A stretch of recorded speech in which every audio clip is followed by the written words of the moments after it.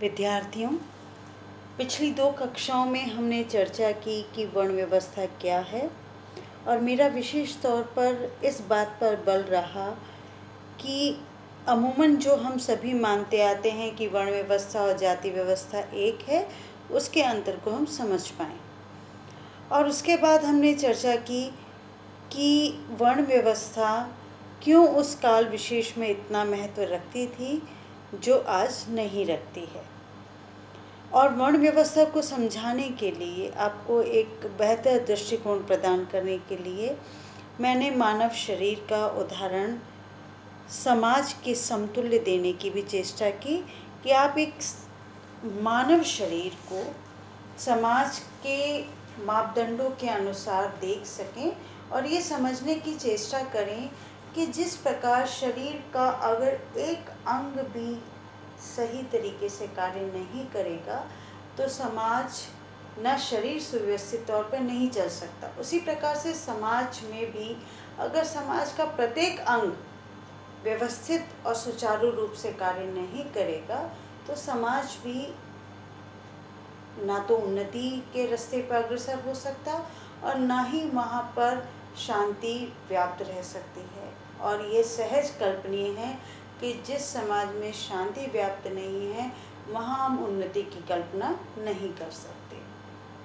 अब हम आते हैं अपने तीसरे पड़ाव की ओर कि वर्ण व्यवस्था का परंपरागत सिद्धांत क्या कहता है। तो वर्ण व्यवस्था की उत्पत्ति के संबंध में परंपरागत सिद्धांत जो कि सबसे प्राचीन है, और इस सिद्धांत को समझने के लिए हम आश्रय लेते हैं ऋग्वेद के पुरुष सूक्त का। ऋग्वेद के पुरुष सूक्त में यह स्वीकार किया गया है या ये चर्चा की गई है कि एक ब्रह्म पुरुष हैं जिनके विभिन्न अंगों से विभिन्न वर्णों की उत्पत्ति हुई है।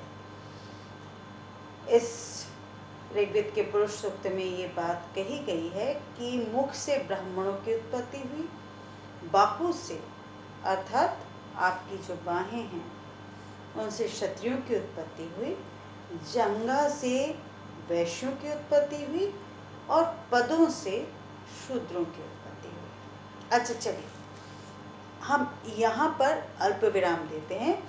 और मैं हमेशा से ही पूछती आई हूँ और आपसे भी पूछना चाहूँगी, मैं नहीं जानती कि कितने विद्यार्थी मेरी बात को सुन पाएंगे, कितने विद्यार्थियों तक मेरी ये बात पहुँच पाएगी, पर जिनके कानों तक मेरी बात पहुँच पा रही है उनसे मैं ये पूछने की चेष्टा करूँगी कि आप अपने शरीर में सबसे अधिक महत्व किस अंग को देते हैं।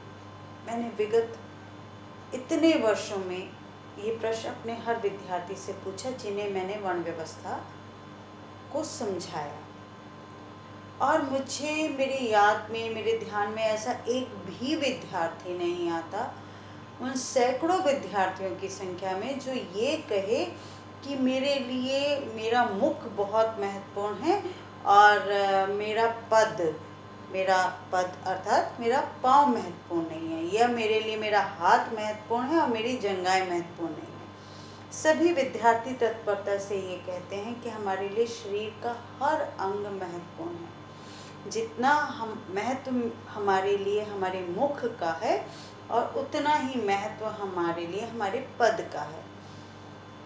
थोड़ा सा प्रश्न को और कठोर करके मैं पूछती हूँ कि ईश्वर ना करे अगर आपके सामने ऐसा क्षण आए कि आपसे कहा जाए कि आप अपने शरीर का कौन सा भाग छोड़ना चाहेंगे। सभी विद्यार्थी तत्परता से कहते हैं कदापि नहीं, किसी स्थिति में नहीं, हम अपने शरीर का कोई भी भाग नहीं छोड़ना चाहेंगे। ये बात, ये पूरा वाक्य, ये पूरा उत्तर अपने आप में समाज में रहने वाले हर व्यक्ति के महत्व को इंगित कर देता है। कैसे?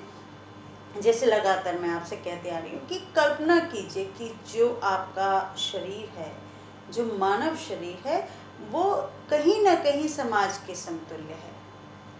और विशेषकर जब हम वर्ण व्यवस्था की बात करते हैं, क्योंकि वर्ण व्यवस्था क्या कहती है कि एक विराट पुरुष के मुख से ब्राह्मणों की उत्पत्ति हुई, एक विराट ब्रह्म पुरुष के हाथों से, बाहु से क्षत्रियों की उत्पत्ति हुई, जंघाओं से वैश्यों की उत्पत्ति हुई और पदों से शूद्रों की उत्पत्ति हुई।